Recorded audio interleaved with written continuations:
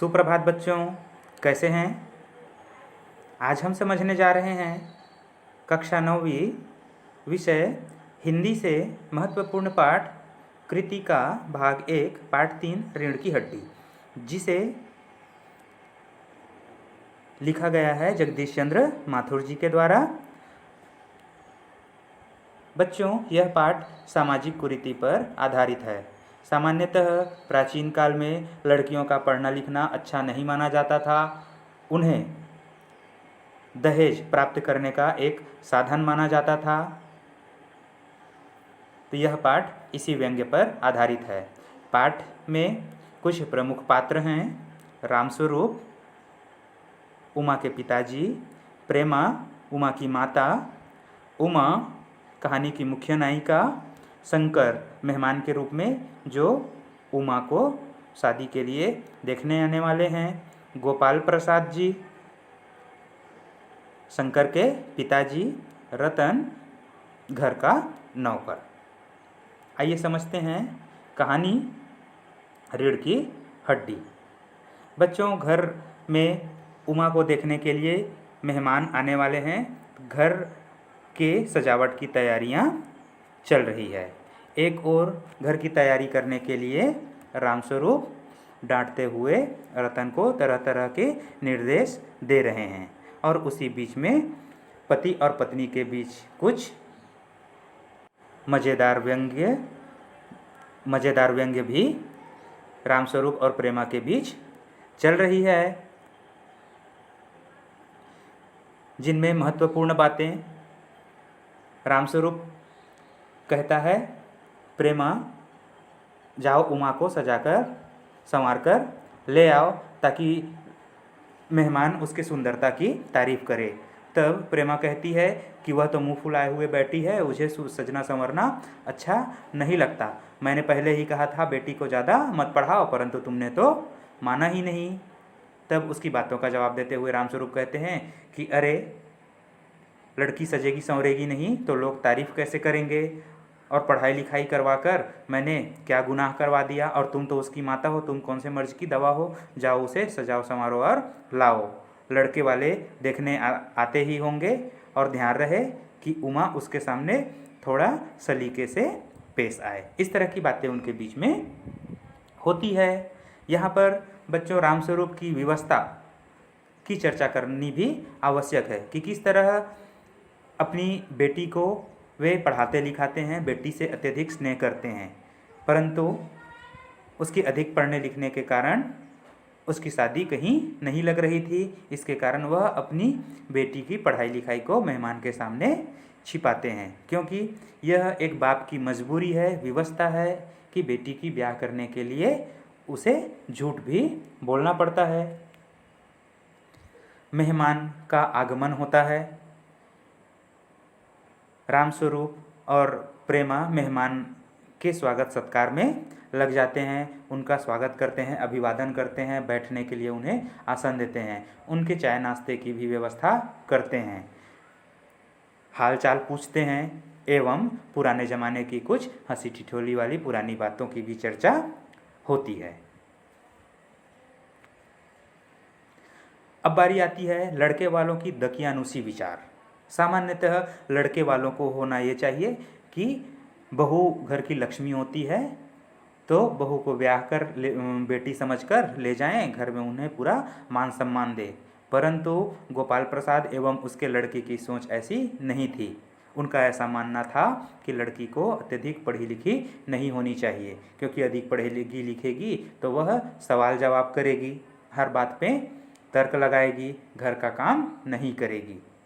इस तरह से उनके विचार थे। हालांकि पेशे से गोपाल प्रसाद वकील थे, उसके बावजूद भी वे इतनी छोटी सोच रखते थे।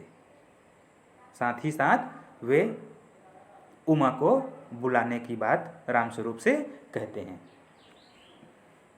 बच्चों, उमा का प्रवेश होता है। नाश्ता समाप्त होने के पश्चात रामस्वरूप पान मंगवाते हैं। उसकी बेटी उमा पान की तस्तरी लेकर कमरे में आती है। उसने सादे कपड़े पहने थे, गर्दन झुकी हुई थी और आंखों पर चश्मा था। गोपाल प्रसाद और उसका बेटा उमा का चश्मा देखकर चौंक जाते हैं। रामस्वरूप बहाना बनाते हैं कि पिछले महीने ही इसके आँख में दुखनी आ गई थी, इसीलिए कुछ दिन के लिए चश्मा लगाना पड़ा। लड़के वाले उमा से सवाल जवाब करते हैं, क्या तुम्हें नाचना गाना बजाना सारी चीज़ें आता है कि नहीं, खाना बनाना जानती हो कि नहीं, पेंटिंग सिलाई आदि आता है कि नहीं।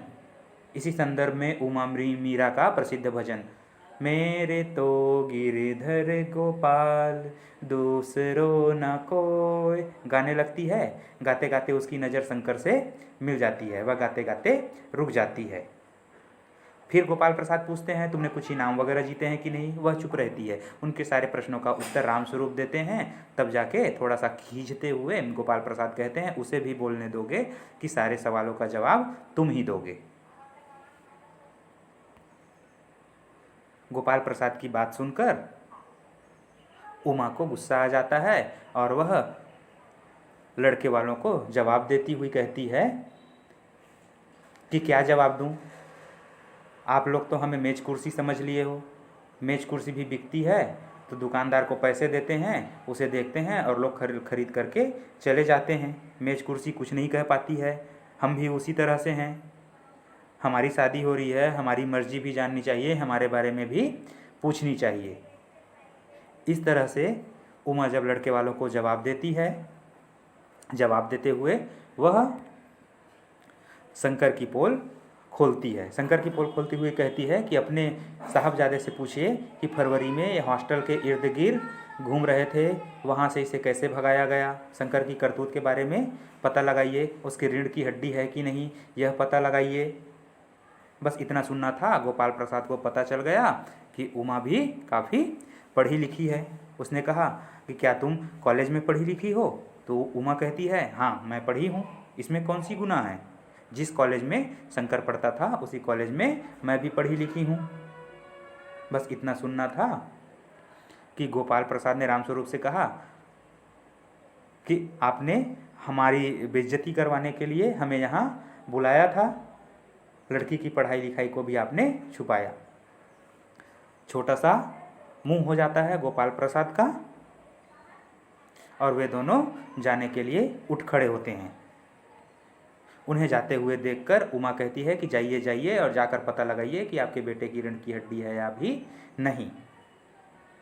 गोपाल प्रसाद और शंकर दोनों लौट जाते हैं और कहानी में एक मज़ेदार दृश्य भी दिखाई देता है कि मेहमान को नाश्ते में खिलाने के लिए रतन मक्खन लेकर पहुंचता है। उमा की माता प्रेमा रो रही है। उमा की आंखें गुस्से के कारण लाल है और रामस्वरूप जी को पछतावा हो रहा है। इस तरह कहानी की इनका अंत होता है। तो कहानी का सारांश देखें बच्चों, तो सामाजिक कुरीति पर आधारित रीढ़ की हड्डी पाठ का शीर्षक की सार्थकता कि किस तरह रीढ़ की हड्डी शरीर को ऊंचा रखती है, झुकने नहीं देती है किसी के समक्ष, उसी तरह हमारा चरित्र हमें किसी के समक्ष झुकने नहीं देता है। और साथ ही क्रम से कहानी का अध्ययन हुआ है। तो पाठ में उमा की चारित्रिक विशेषताएं, गोपाल प्रसाद रामस्वरूप की चारित्रिक विशेषताएं, क्या वे समान रूप से अपराधी हैं, कहानी के मुख्य नायक नायिका कौन है, पाठ की सार्थकता सिद्ध कीजिए। इस पर आधारित प्रश्न आपके प्रश्नाभ्यास पुस्तिका में दी हुई है। प्रश्नाभ्यास का अध्ययन करें। धन्यवाद।